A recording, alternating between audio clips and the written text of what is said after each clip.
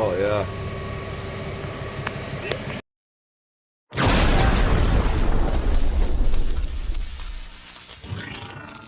Hey everyone, I hope you're all doing well.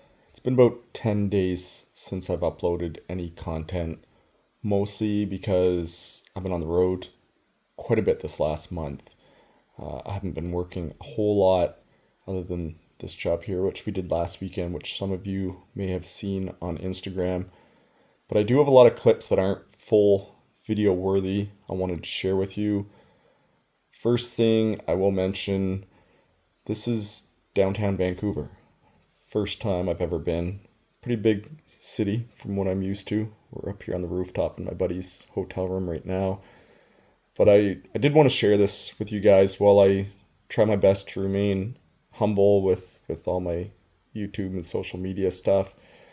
I received a letter in the mail, or an email, a letter in the mail, a couple months ago, letting me know that I was winning an award from Electricity Canada. So I was pretty proud of this. I was very honored to receive this, but I received a safety award from Electricity Canada for promoting safety through my YouTube channel across Canada. So I just got back from that yesterday. I got back from Vancouver yesterday. Here's back to the clip from last weekend. I was able to respond to one call. We had to change a transformer backlot. We were extremely lucky to be able to get our boom truck right clear into the guy's backyard. Laid some plywood down. We did take an interruption on the primary. That little section of primary was only feeding 2 transformers. So initially we were going to try to keep it on, put some cover up and whatnot. But it was a fairly small interruption. It didn't affect a whole lot of customers. It was much safer and easier to shut the power off, take a permit, install our ground, and we actually untied the primary and dropped it down in order to get the transformer into place. This call, though, I really wish I had have documented it from start to finish. It would have been a really great learning opportunity for many working on the lines. It initially came in as a blinking lights call. When I initially responded, the voltage was perfect. We really messed around with the load. We put an off balance load with like 50 amps on one leg and 4 amp on the other, and the voltage did not go off balance at all. So there was no indication of a bad neutral, or at least not at that moment. And then we fully loaded up the entire house. Again, nothing was flickering. Neighbors didn't seem to have any trouble. So we took a look at the transformer and the lines. Really, everything looked very best. I didn't suspect a bad transformer because virtually always if a transformer is bad, you'll know. I mean, usually it'll just blow the fuse. You close it back in, the fuse will blow back open if there's water in it or a bad winding or something. So I didn't really suspect it being a bad transformer. The customer also had an electrician. We found a neutral in his panel that was in pretty bad shape. There was quite a bit of oxidization on the neutral connection, so that could have explained things a little bit. But again, we couldn't get it backed up. What the customer was describing kind of seemed like a harmonics flicker within the LED lights. LED lights can be extremely sensitive to voltage fluctuation, as well as sometimes you hear the people use the word dirty power. But if anyone can jump in the comments about harmonics and causing LED flickering lights, please do. Otherwise, I'd just Google it and copy and paste and repeat. But it is a real challenge these days when trying to distinguish between an actual flickering lights call and just that little bit of a flicker you get from the LED lights. So I told him to call back if there's any problems. The electrician fixed that neutral, and he did call back, and he said, I'm sure there's something going on. I've lived here my whole life. And when a customer complains about stuff like that, you do want to take it serious. At first, again, I thought it could have been the recloser bumping once in a while, because he said it wasn't overly frequent. So it could have been the harmonics, could have been a recloser. Definitely didn't see any issues whatsoever when I was there. But with how adamant the customer was, and in speaking with him, he was very intelligent. I checked with the neighbors again. One of them said, I think there is a problem. He said, I did notice a weird kind of flicker. So my next plan was just to climb the pole, backlot, and pop the lid off the transformer and have a look at it. It was kind of, I didn't expect really to see much, to be honest. So we had one of our guys climb up the pole. We took the tap off the transformer. He opened the lid and looked and he said, well, the oil's a little dark, but didn't think it was that bad. I said, you know what? Let's get the truck back here. We got the guys, we get the equipment. Let's just change it. That way it eliminates that as a problem. It's not something I often do, but I didn't have a good feeling about that transformer. So that's what we did. But here's what's really interesting. First off, the oil was much blacker than what I thought when the guy was kind of describing it. But when we took it off the pole and the oil sloshed around, you could see the carbon deposits it left when you kind of look in the sunlight. But where it really showed was on the bushings. Once it sloshed around, that's 100% not normal. So there was definitely some arcing going on in there, probably a small break in one of the windings. So we changed that out. It was a really cool job. Another call, this was last winter. Again, I didn't have enough footage to make a video of it, but this was wild. I think there was a quick shot of it I showed on Instagram or something. This one here, we had a tree fall on the customer's secondary, and you can see the bracket, like the steel bracket on a transformer, they do not bend. I've never seen one bend like that. That's supposed to be 90 degrees facing directly to the front. What's really crazy is when we arrived, everything here was energized. Like you can see that black wire, it's jammed right up against that neutral strap. I don't know how it didn't short out. It really doesn't make any sense. But literally, the cutout was energized, transformer, the hots. You can see there's so much tension. It's actually even pushing up against that neutral. We didn't take any chances. The second we rolled up, we opened that cutout and lifted that lead off. But just the fact that that transformer bent those brackets like that, with the wire pulling, you can see the tension on that secondary. It broke the neutral. It doesn't make any sense. I've never seen nothing like it. And as I mentioned, we've been on the road a lot. We were in Toronto, Ontario, doing some more arc flash testing.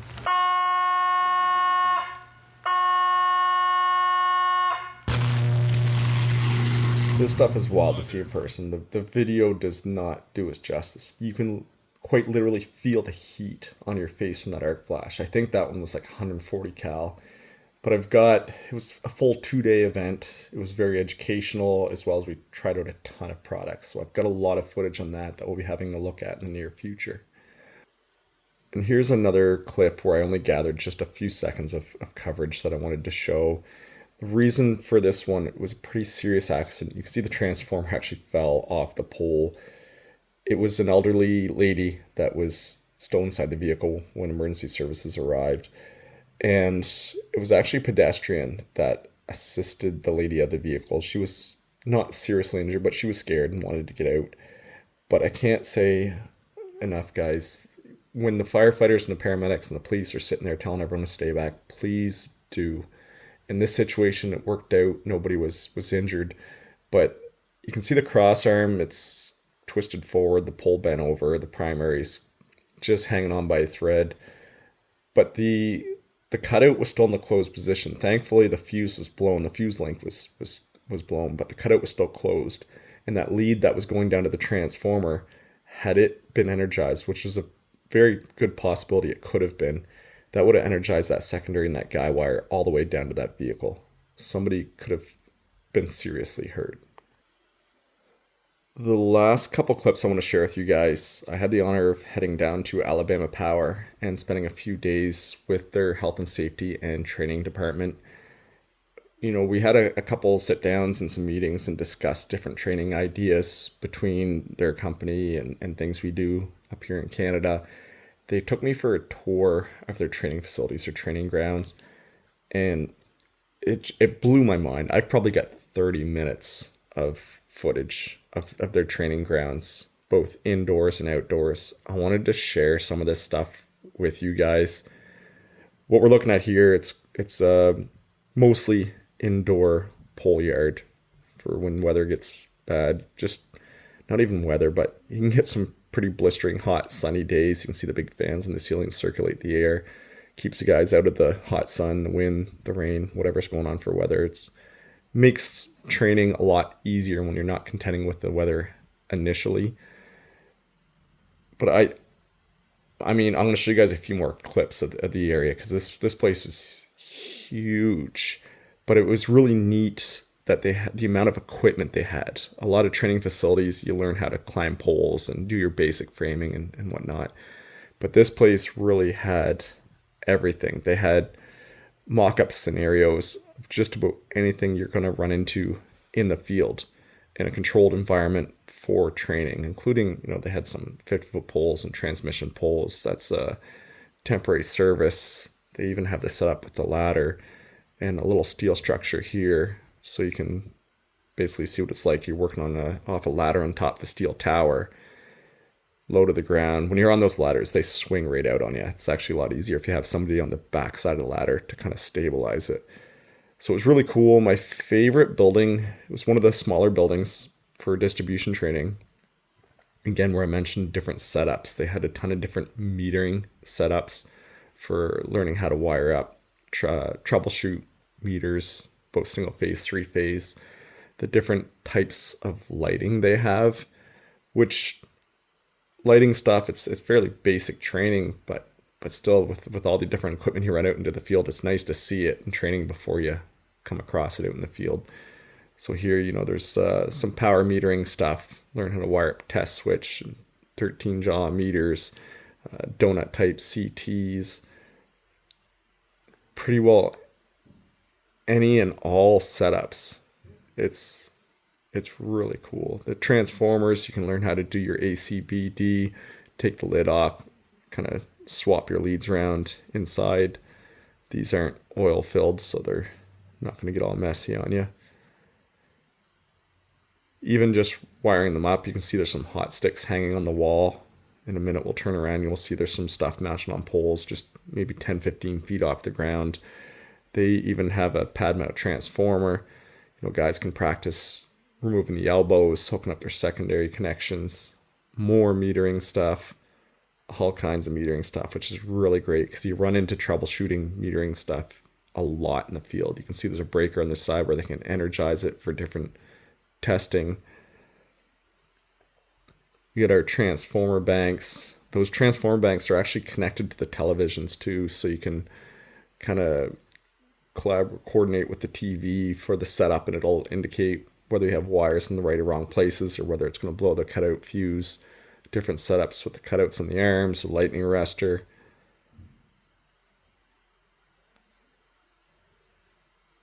Again, some more metering stuff. Again, that can all be inputted into the televisions.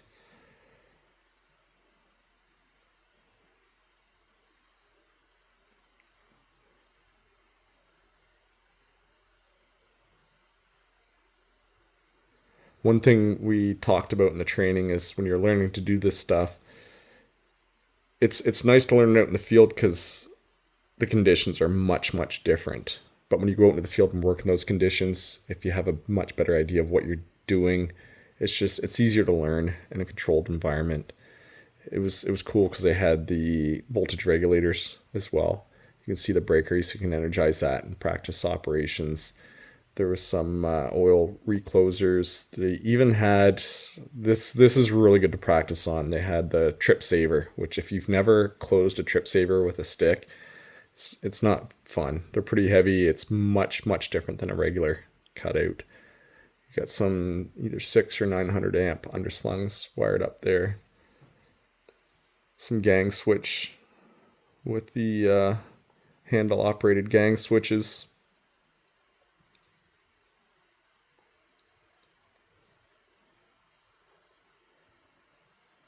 You also have some capacitors. It's pretty neat too. This stuff can all be dismantled and swapped around and rebuilt as they have more equipment come through. A little garage door, you can easily get a smaller truck in there to help you move things around if you had to. But this is just the beginning of the stuff they were showing me. They actually have power transformers inside in the next room with plexiglass looking into the tap changer to practice working on the tap changers. And outdoors, they have a training facility for building substations.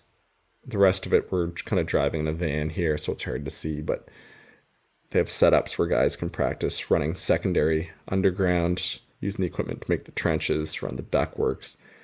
Everything you see here, that's all training grounds. Like they actually have full transmission lines for what I can only assume is miles. As far as the eye can see, there's transmission lines with different setups, different corners, different types of equipment, insulators, double circuits, dead ends, stuff you can practice working off of a diving board if you had to, working out of a truck. Different conductor sizes. The place was just gorgeous. It looked like a golf course, but full of power lines. So it'd be really cool if I had this in my backyard. The possibilities would be endless for training videos. So hopefully we can get that opportunity to coordinate on some training with some of this stuff in the future. But I wanted to kind of share this with you guys, just what I've been up to, because I'm heading off for the weekend, but things will be back to normal next week, and we'll have some more content for you all soon. So thanks for stopping by. As always, guys, we'll see you all very soon, and be safe.